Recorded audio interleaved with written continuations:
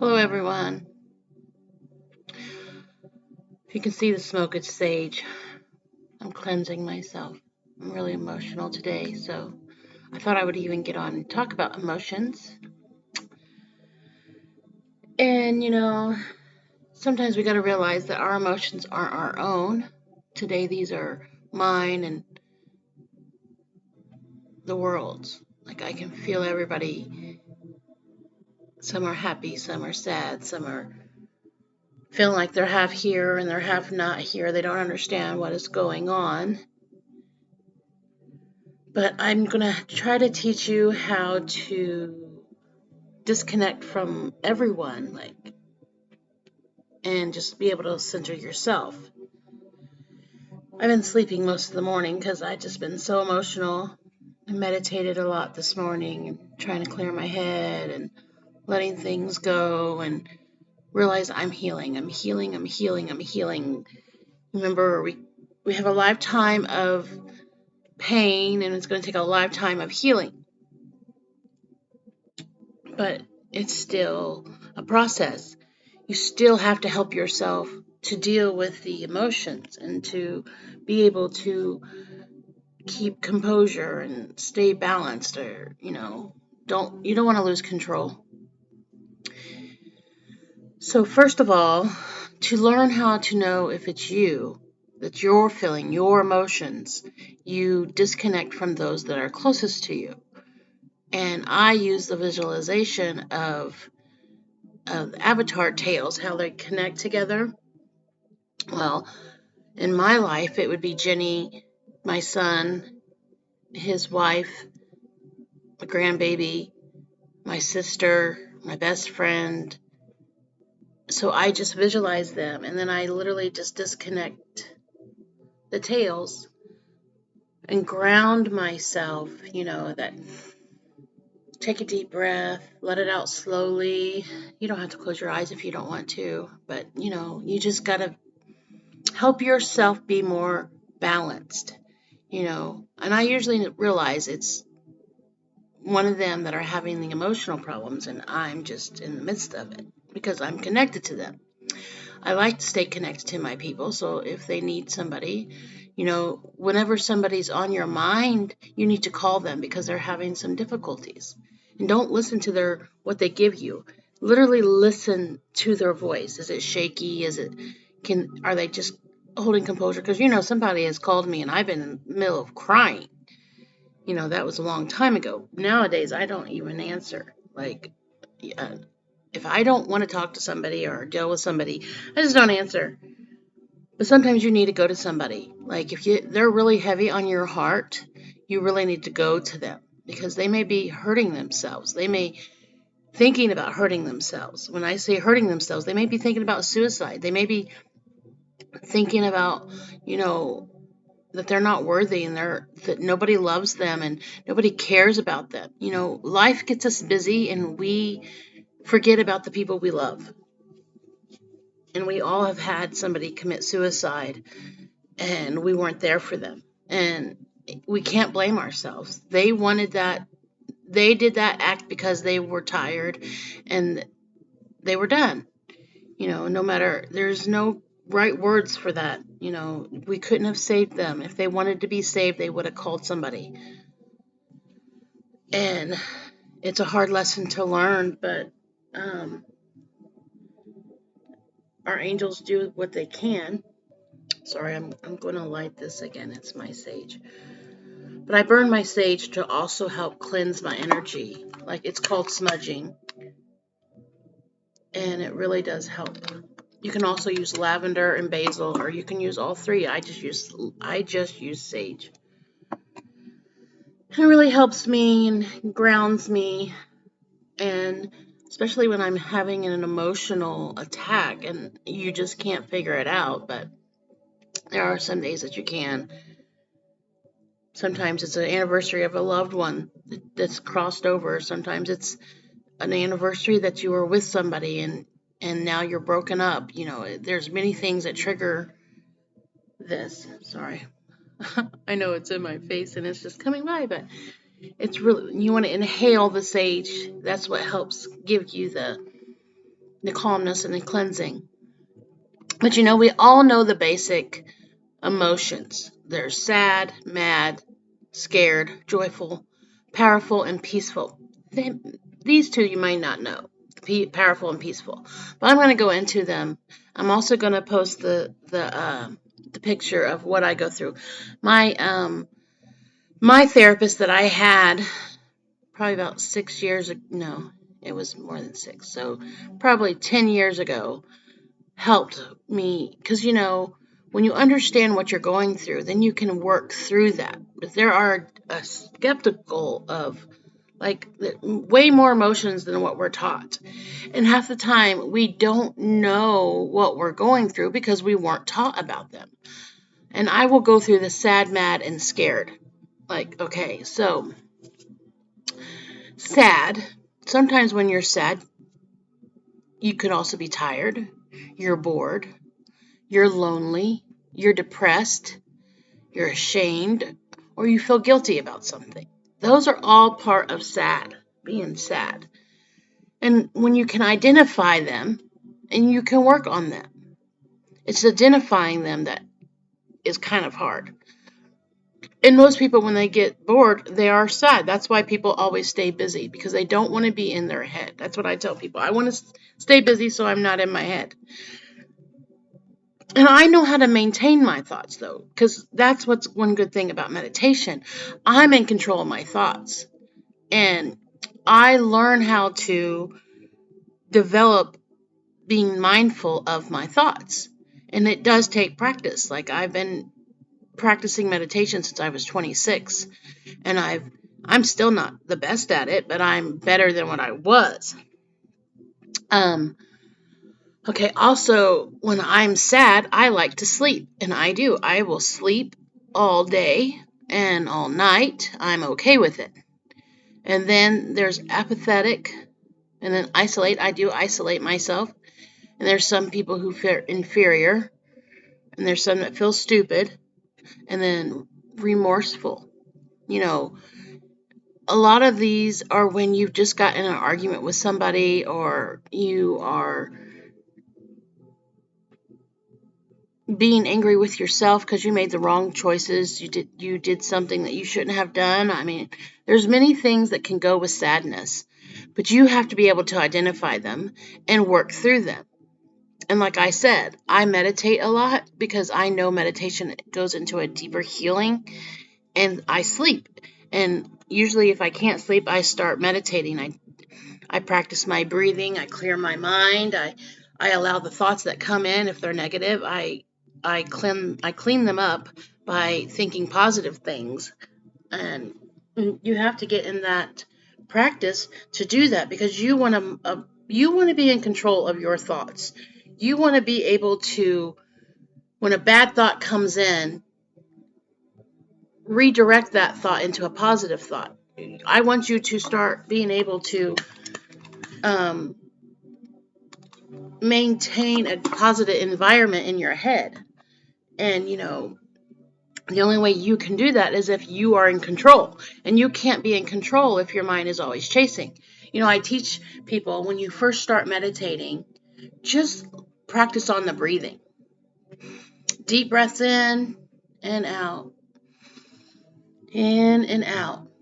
And you keep just doing that until then. What you're practicing on is when you realize you're not focusing on your breathing, you're focusing on what's inside your head, you go back and refocus on your breathing.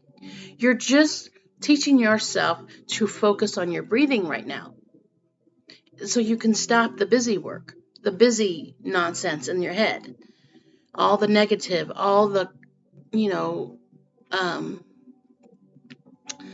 all the bullshit that's in your head, all the stuff that you're worried about, all the stuff that you're mad about, all the stuff that you didn't get done, that the honey-do list or whatever it was. And, you have to calm your mind, just calm your mind. And you do that with breathing. There are breathing exercises also where some people will teach you how to breathe in. You breathe, and the further you can go in, you can count, and the further you get, then you release it that same way, like 1, 2, 3, 4, and then out. 1, 2, 3, 4. There are many meditation exercises on YouTube that can help you and guide you and give you the guidance to help maintain a calm mind. You want to be in control of your mind. It's better for you to be in control and be able to isolate your emotions and your bullshit and your, trauma. Because when you can control your trauma and recognize your triggers, you can help whoever's in your life better. And that is one of the biggest things that I got into meditation, was to help maintain my triggers, because a lot of things trigger me a lot. So, and I wanted to be able to maintain a conversation with people instead of raising my voice. Okay, so we already went through sadness. So now there's mad. Okay, now you know the gifs of mad, but also now here's the branches of mad. You can be hurt, hostile, angry, selfish, hateful, and critical. So any of those things can trigger being mad. Now, this is what you usually do when you're going through those. You either distance yourself, you're very sarcastic, you're frustrated, you're jealous, you're irritated, and skeptical. Now, I get distant and very sarcastic. Most people I see are frustrated and jealous, and it's very weird. And then skeptical and irritated, those are probably, I don't have any idea what, I guess it just depends on the circumstances, I guess. So, but I'm just giving you ideas of the branches of that emotion, so that way you can understand, and then you can break down, well, why am I jealous? Or why am I skeptical? Or why am I distancing myself from others? Because I distance myself from others a lot because I am so used to being by myself. A lot of people will tell you that I'm not really great with a bunch of grown-ups. Like if there's kids, I'm migrating to the kids. Like I love kids. I play with kids. I do better with kids. But to me, I just get along with kids better. They make me happy. They give me that joy. And so that's why I always migrate. If there's no kids there, then I just usually just sit there because I don't do much of anything. I will drink and I will socialize if I'm socialized to being social. If somebody talks to me, I will talk to them back. How about that? But you still need to be able to identify what is going on with you during a emotion. So, okay, so I went through sad, I went through mad. Now let's go through scared. Okay, scared is you're either confused, you feel rejected, you feel helpless, submissive, insecure, or anxious. So all those triggers scared. You're scared in some way. So you just got to figure out why, and then how are you reacting? Are you bewildered? Are you discouraged? Are you insufficient? I can't say the word. Insufficient, inadequate, or embarrassed, or overwhelmed. And I have always noticed people who are overwhelmed always get scared. Embarrassed, you either did something or maybe something in the past.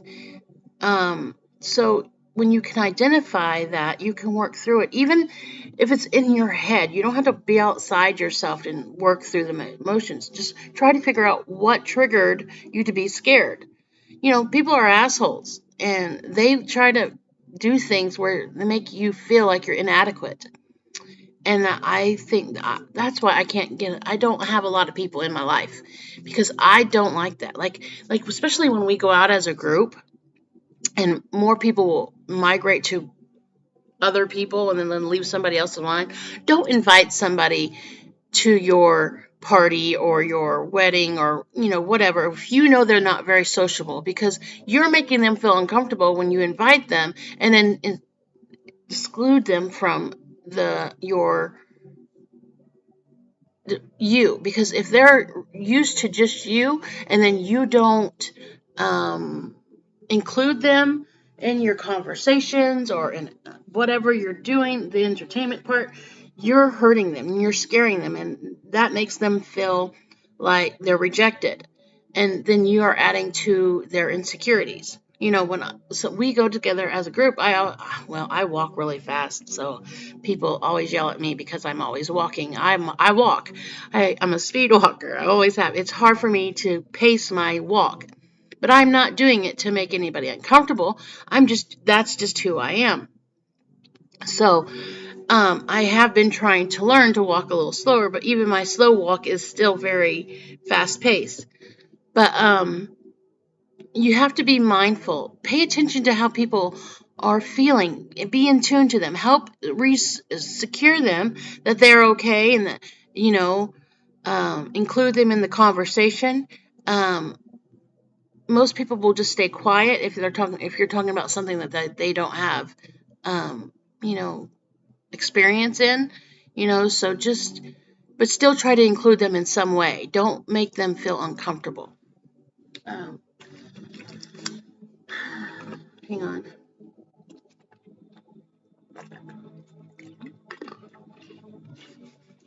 Okay, and then there's joyful. And then that branches out of joyful. It's excited, energetic, cheerful, creative, and hopeful. And then you can pretty much tell when somebody's joyful. And you want to be still to identify what made you joyful. Why did it make you joyful? And sometimes it's because you did a daring thing, you did a fascinating, stimulating, assumed, and then playful and optimistic. Those are all things branched out of joyful. But you still need to be able to identify why you're joyful and how to work through it. I mean, you don't really need to work through it, but you need to understand what makes you joyful so you can be able to express that you're that way. And then there's powerful.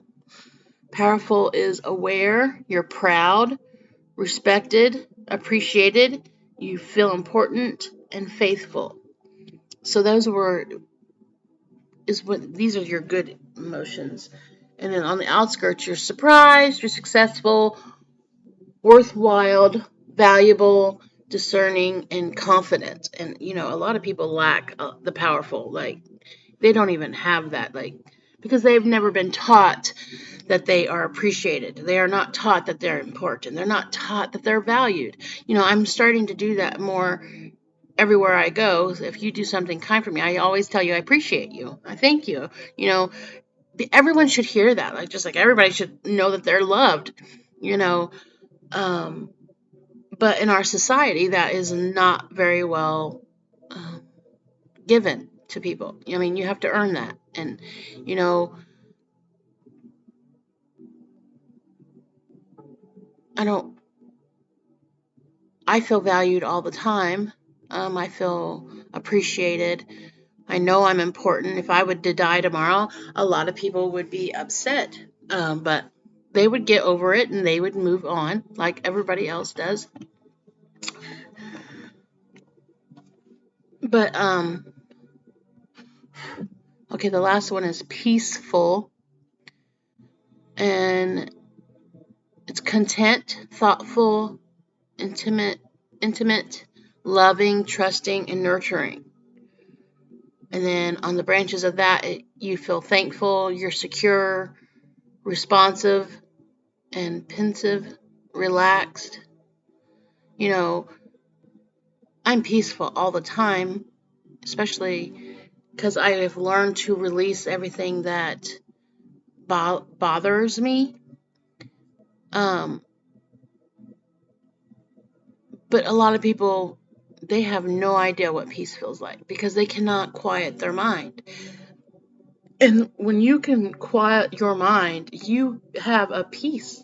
I mean, because you're not allowing the negative of the outside world to disrupt your peace. And I really feel that that is essential. Like, the main thing of meditation is truly being able to control your thoughts. And when you can control your thoughts, you control your environment. You know, this dating thing has been a lot easier for me to be able to distinguish who is real and who is not. And I really want to say it's because of meditation, because I feel their intentions way better than what I ever did before, because before I always just paid attention to their body language. My love language is touch, and they could be touching me and kissing me and groping me, and in my old growth would have thought, oh my God, they're into me. No, that's not what I feel. And they're just after one thing and that's it. And I'm like, no, I'm good. I want more. I'm after that commitment that's going to involve us evolving spiritually and intellectually and as soulmates. And that's what I'm searching for. And I'm not giving my body to anyone until I find that good person. And, you know, I noticed when I was on these apps, I would feel really drawn to somebody, and there was some that I just didn't. Even when I felt really drawn to them, they were too far away, so I just didn't even bother. But I love that connection with my intuition that I know is good.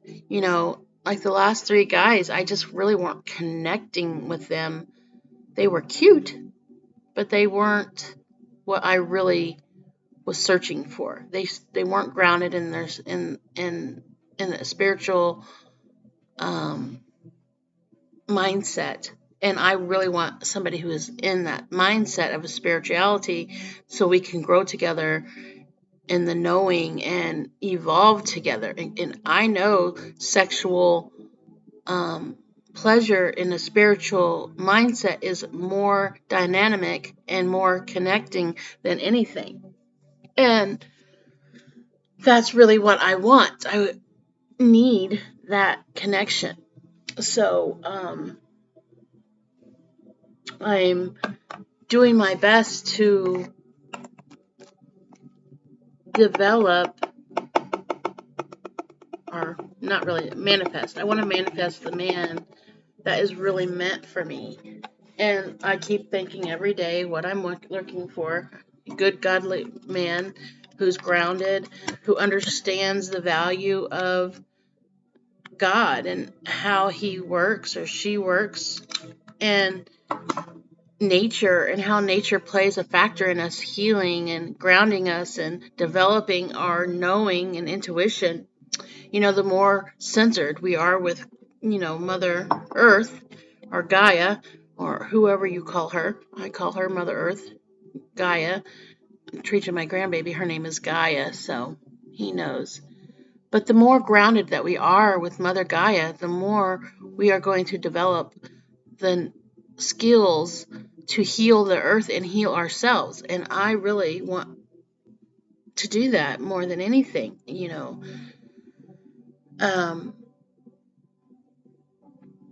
And the more that we understand our inner soul, our inner guidance, our inner light, I let it shine all the time. My light is always shining. I hear little kids all the time, Mommy, why is she so bright? And, the little ones don't know that their moms or dads can't see my light. And I just smile and I just walk on. The kids are so innocent and pure. They see things so clearly, and then it's disrupted or ruined by school, because the school programs them. It doesn't enhance their abilities to be able to identify their gifts and to what is the word I'm looking for? They need to be able to be themselves, see through miraculously the beauty within people.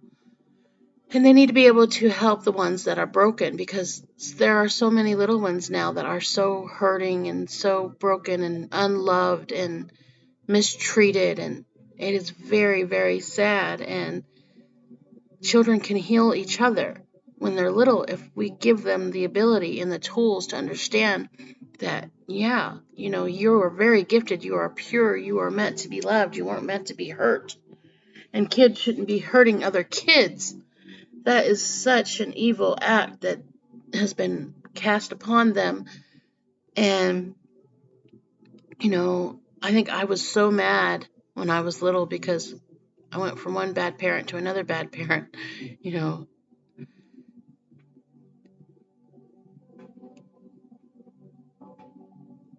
No matter how much you love somebody and they hurt you, you still love them. And my choices in love,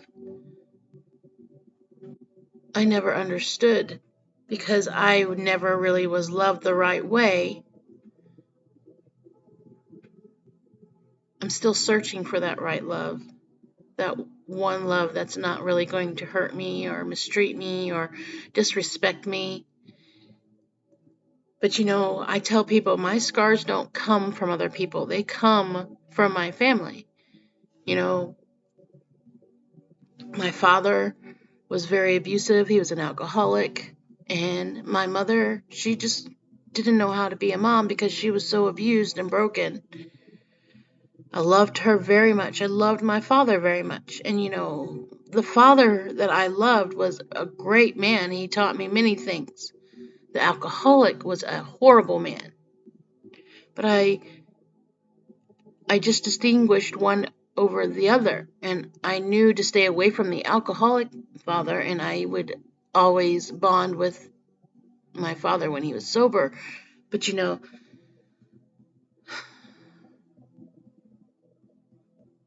things are out of your hands, especially when you're little.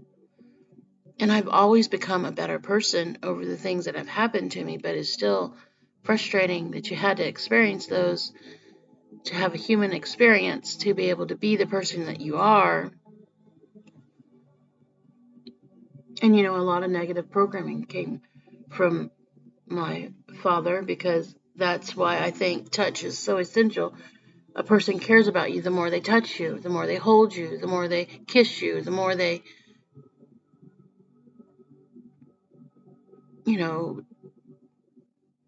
explore the body. And when a person doesn't touch you or hold you or kiss you, you don't feel like you're loved. So I am still trying to learn that love comes in many different languages. And my biggest key is, yes, I love being touched. I love being held. I love being kissed. But I also want to be able to talk to you and be able to lean on you and be able to really open myself up to knowing that I'm safe with you and protected with you, and that if I pour myself into you, you're still going to be there. And that's my biggest thing, is I am not getting that connection with a man. I cannot open myself up to him, and maybe I just get too scared. I do know it's really hard for me to attach to somebody because I always have that fear that they're going to leave. It's very scary. You don't have any idea how hard it is. I can't make new friends because I don't let them in. I keep people at a distance. I work with a lot of great people at work, but I don't really get close to them. And if they make me mad, I let them know they make me mad. And if they keep doing that behavior, they're not going to be in my life. I'm not going to let anybody disrespect me or be rude to me because they think they can. It's unacceptable. I lived on eggshells my whole life with my father. I hate that I yell at people at times, but I'll walk away from you. And I have walked away from very many people in my life. And I don't like to walk away from people, but I'm not going to keep people in my life that are hurting me, who are using me, who are manipulating me. And I do understand the difference. And some of these people don't. Well, I'm sorry, I do understand. People will keep you around as long as they can use you. And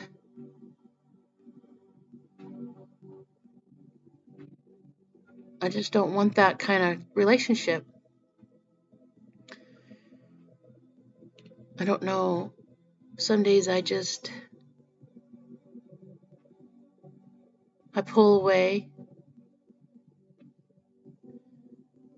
and I don't need the evidence to know that you weren't going to hurt me or you did going to hurt me or whatever. I feel it, and I just walk away. I don't usually just cut people off. I'll tell them, I don't feel comfortable. There's something, I'm not clicking with you, or, this is whatever. I just explain it and I just cut people off. But I just, deep down, I don't think I can connect with people because since my mom was ripped out of my life as a baby, that was my first abandonment. And then my dad was ripped out of my life at 8 because he molested us. So that was another abandonment. Even though I was okay with it, but I wasn't okay with it.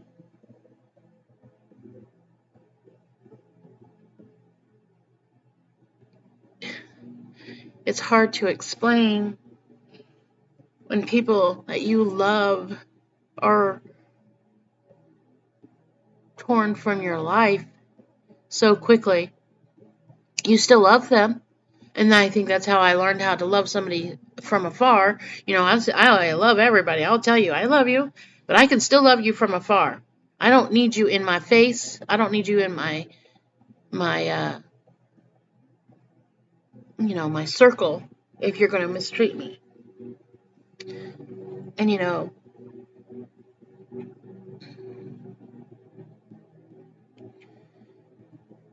to be able to distinguish pain and to distinguish abandonment, but always expecting it.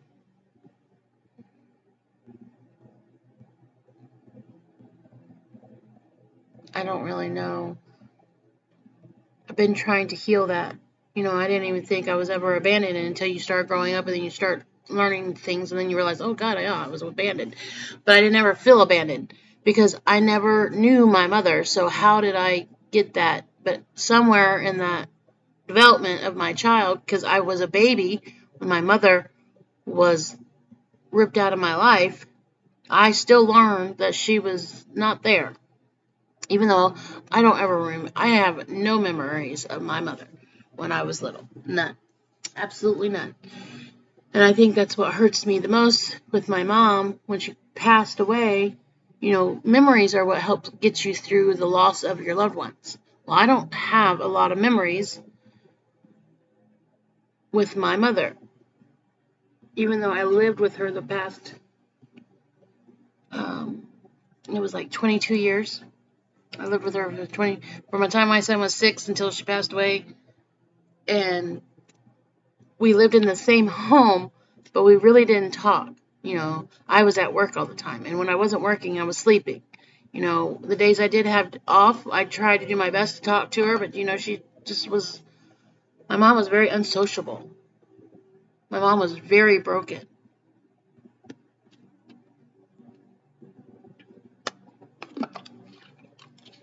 Very good woman. She just didn't love herself. She gave her all to my dad, and my dad just abused her. He did exactly what her dad did to her, abused her. But I supposedly he didn't do that until after a very bad car accident, so I don't really know. I was too young to know. They were divorced by the time I was old enough to ask questions, and I never really asked questions, because you didn't know to ask questions.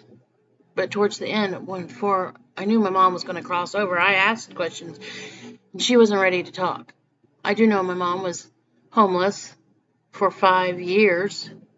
I called her the bag lady. I knew my mother as a bag lady. It was very dramatic to find out that she was my mom. But that's what it was. She was my mom, and she'd always come over she always had a paper bag, and she'd give me pennies over a fence when I was 4 or 5. And I never had a mom growing up, but I never asked about my mom. I mean, I can't explain why I never asked about her. I didn't ask about her. Even when I started going to school and I seen other kids have a mom, I guess I thought my grandmother was my mom. I don't know, but I always called her grandma. I can't tell you. I don't know. But I just grew up knowing that I wanted to be a better mom than my mom was, and I was going to be a better parent than my father was. I wasn't going to hurt my son, and I wasn't going to do the things that my dad did to me, and I did. It's one of those things where I knew I wanted to be better than what I had growing up. I became the parent that I wanted. And every mother figure that I have had was better than my mom. But I don't know. I got on here to talk about emotions because I'm so emotional. And I know the more I identify with my emotion, the more I can work through it. And I know I'm very emotional because I'm missing my mom. And I know I'm very emotional because I feel like I broke that connection of my mom, and I haven't. I'm realizing that I'm more broken than my mother is. I'm just as broken as she is. And I keep thinking that I broke those chains of abandonment, and I haven't. And I don't know how to get close to people.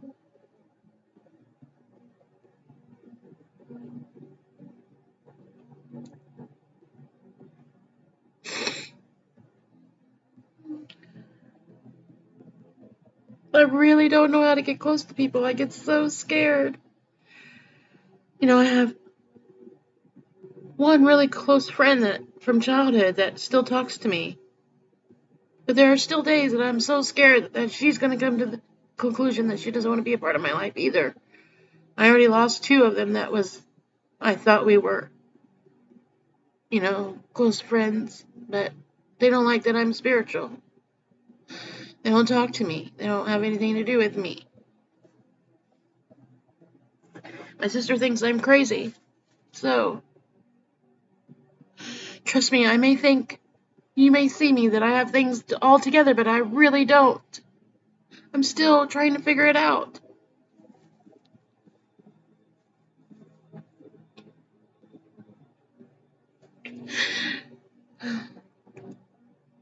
But I'm trying. I don't want to be hopeless, and I don't want you to feel sorry for me. I'm just showing you that I'm just as much as emotional as any other person. And I'm still trying to figure and heal. But I'm okay with being alone. I've been alone my whole life. And that's another thing. Since I was a single, my mom wasn't there, my dad wasn't there.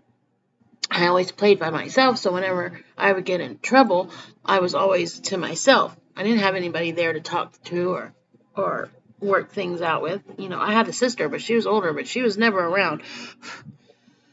They always had us. She was always at school, and then when she wasn't at school, she was somewhere else. And then when we lived with my mom, she was working. So, I've always had to deal with things myself. I played by myself.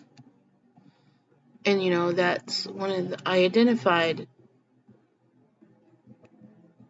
way more things in an inner type. I would cry. I never held things in. I always talked about my emotions. And then when people would try to get me to talk about things I didn't want to talk about, I would just kind of ignore them. For I think when I first got with my mom, for the first 3 years, we had to do counseling because they wanted to help us heal from our molestation, which that really didn't help. I never understood why I had to talk about something that happened that was so bad, because they didn't really educate you why it was bad that your parent touched you or another person touched you. You know, you learn in school, unless somebody's hurting you, you're not supposed to talk about it. And then I went to counseling and was supposed to talk about things that didn't hurt me, but I didn't like it. I didn't understand it, but it was programming me that if you didn't touch me or hold me or you didn't care about me. And I went to one parent that really cared about me to one that didn't have any idea who I was. So it really hurt. So they didn't really get me to talk about it like I should have been talking about it as a child. You know, each child identifies with different emotions, and they only handle it the best way that they know how because we weren't taught about our emotions. So I cried a lot. And when I wasn't crying, I just held it in, or I didn't talk about it, whatever. Well, I did learn to write when we got into school. I wrote a lot. I still write a lot. I love writing. It's one of my outlets. But I still can't believe that I'm just as broken as my mom. I look back, she had one best friend, she had one boyfriend, and that was really it. And that's really all I have. I talk to people all the time, but that's the difference. I talk to them. I don't invite them back to my home. I don't socialize with them outside of anywhere. Like everywhere I go, there's somebody always talking to me, and I will talk back to them. But do I give them my number? No, I do not. I've gotten a little better with massage. I do help more people that way.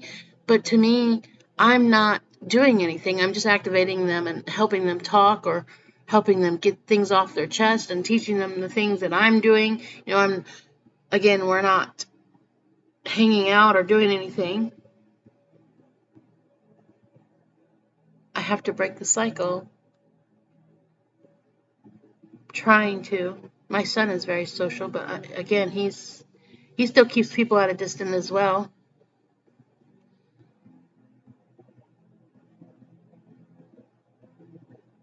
And I keep praying for God to break the chains, break all curses and spells upon us, allow us to be free and live in our freedom.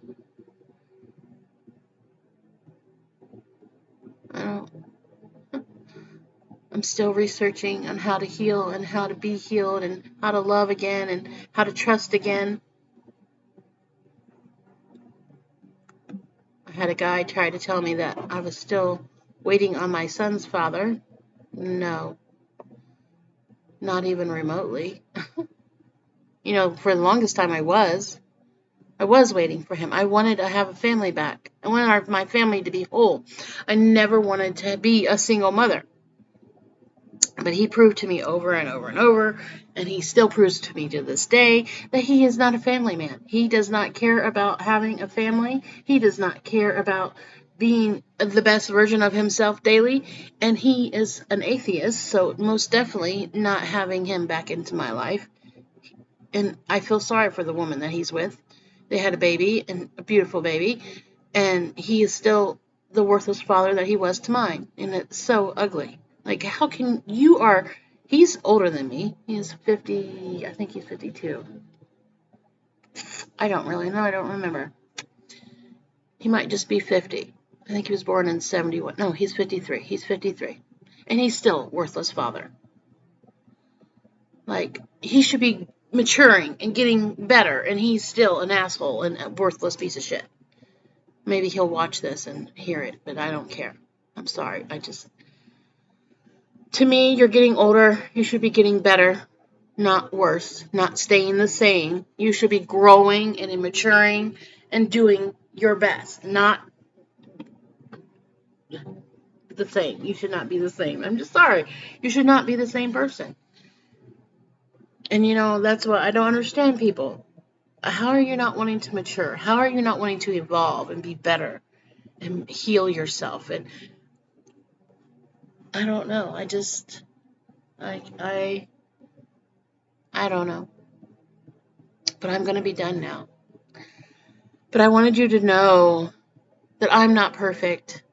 I don't put me there. Nobody is. And I'm not looking for a perfect man. I just want somebody who's real. Somebody I can touch, somebody I can hold, somebody I can work through my bullshit with.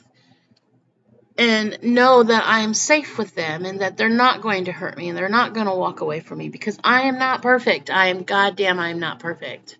Yes, I believe in God. Yes, I rely on God. Yes, I am stitched from the very cloth of God, but God is also broken as well. He sees all his children out here still fucking up and still messing up and still won't claim their freedom or step into their free will. They're still handing it over to all these evil pieces of shits that are in the society out here. None of us are perfect. And none of us who are real are looking for perfection. We just want you to be real and sincere and be trying just as much as we are trying. That's what we want. That's what I need. Sorry, my music in the background decided to quit. But I love you guys, and I will paste this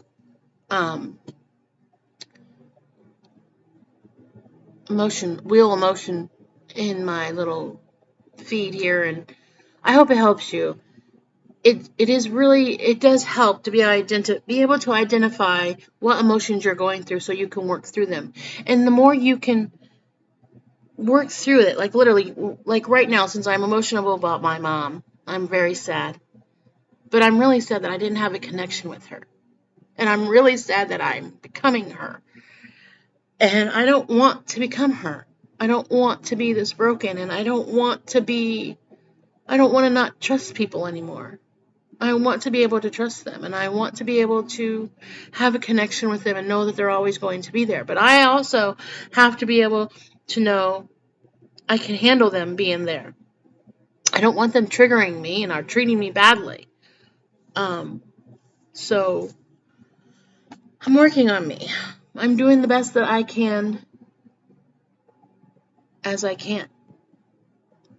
But I love you guys, and I wish you all the best. And please keep working on yourselves. There are tons of meditation guidance out there, especially you can do guided meditations. They are very helpful. I used to use them all the time. Like I said, though, remember to focus on your breath. When you really get good, then you'll focus on your heartbeat. And I'm there. I can focus on my heartbeat, and I really can stay in meditation now for almost an hour. I still am not like a whole day or anything, but I have gotten up to an hour now.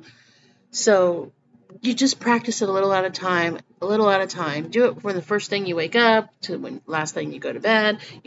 I keep doing it daily, every day. I meditate throughout the day, during my downtime, anytime, even if I'm at work, because the more grounded you are, the better. And if you get outside and make no shoes and literally just get down there, that really helps too. And you can feel and you can hear the leaves and the wind blow and the birds chirping, the crickets, and it's so neat. It's amazing when you calm your mind and the control you have. It's just beautiful.